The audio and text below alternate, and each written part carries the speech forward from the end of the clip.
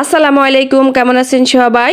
আরও একটা ইফতার রেসিপি নিয়ে হাজির হয়ে গেছি। আজকে শুধুমাত্র একটা ডিম দিয়ে আপনাদের সাথে আলু কাবাব বা আলুর চপ রেসিপিটা শেয়ার করব। ডিম আলুর কাবাব আপনারা চাইলে কিন্তু ডিপ ফ্রিজও এটাকে 1 মাস পর্যন্ত সংরক্ষণ করে খেতে পারবেন।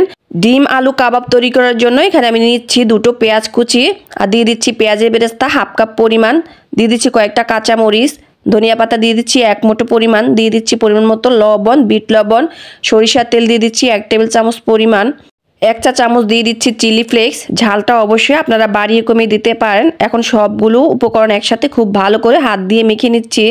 এই তো মাখা হয়ে গেছে। এখন এখানে নিয়ে নিচ্ছি সেদ্ধ আলু। এখানে আমি বড় সাইজের 2টো সেদ্ধ আলু নিয়েছি। এখন আলুগুলোকে আমি সবগুলো একসাথে মেখে একটা ভর্তা তৈরি করে নেব। এইভাবে ভর্তা তৈরি করে খেলে কিন্তু খুব মজা লাগে খেতে। এই তো এখানে আমার মাখামাখি হয়ে গেছে।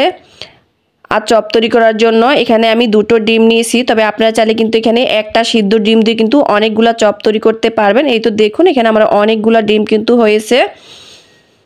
এখন আমি আলু ভর্তাটা নিয়ে নিচ্ছি, তারপরে হাত দিয়ে চ্যাপটা করে নিচ্ছি। এখানে একটা ডিমের পিস দিয়ে দিচ্ছি, দিয়ে তারপরে চারদিক থেকে টেনে আবারও একটু আলু ভর্তা নিয়ে গোল করে একটা কাবাবের শেপ দিয়ে নিচ্ছি। এটা কিন্তু দেখতে অনেকটা কাবাবের মতোই হয়েছে, আপনারা এটাকে কাবাবও বলতে পারেন। আমি সবগুলো কাবাব তৈরি করে নিয়েছি।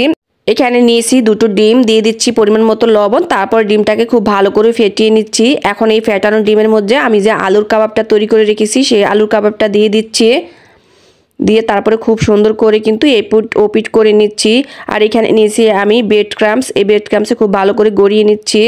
আপনারা চাইলে কিন্তু পাউরুটির যে গুঁড়াটা সেটা নিতে পারেন বা টোস্ট বিস্কুটের গুঁড়াটাও নিতে পারেন।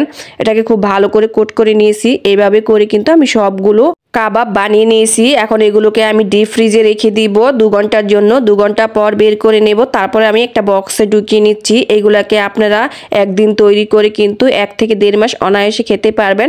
আমি আপনাদের সাথে কিন্তু এগুলা ডিপ ফ্রিজ থেকে বের করে তারপর ভেজেও আপনাদের সাথে শেয়ার করব। বন্ধুরা, আমার ভিডিওগুলো ভালো লাগলে অবশ্যই লাইক কমেন্ট শেয়ার করবেন আর আমার চ্যানেলটাকে সাবস্ক্রাইব করে নেবেন। এই তো আমি ডিপ ফ্রিজ থেকে কিন্তু আলুর যে কাবাবগুলো তৈরি করে রেখেছিলাম সেগুলা নামিয়ে ভেজে নিচ্ছি। এখানে তেলটা খুব ভালো করে গরম করে নিতে হবে, আর কাবাবগুলো নামিয়ে সাথে সাথে আপনাকে তেলে দিয়ে দিতে হবে। চুলার আঁচটা হাই রেখে কিন্তু এই কাবাবগুলো ভেজে নিতে হবে, তাহলে কাবাবগুলো কিন্তু কোনো ভাঙবেও না আর কিন্তু এগুলা খুলেও যাবে না। এই তো দেখুন আমি কিন্তু কাবাবগুলো ভেজে নিচ্ছি। কিছুক্ষণ পর যখন একটা পাশ খুব সুন্দরভাবে লালচে কালার হয়ে যাবে তখন এগুলোকে আমি উল্টে পাল্টে ভেজে নেব। এখান থেকে 5 থেকে 6 মিনিটের মতো সময় লাগবে এই কাবাবগুলো ভেজে নেওয়ার জন্য, যেহেতু আলুগুলো আগে থেকে সেদ্ধ করা, ভিতরে রান্না করার কোনো ব্যাপার নেই, উপরটা মুচমুচে হলেই হবে। এই তো দেখুন কালারটা দেখে নিশ্চয়ই বুঝতে পারছেন এটা কতটা সুন্দর আর মুচমুচে হয়েছে। বাস তৈরি করা হয়ে গেল মজাদার ইফতারে ডিম আলুর কাবাব বা ডিম আলুর চপ।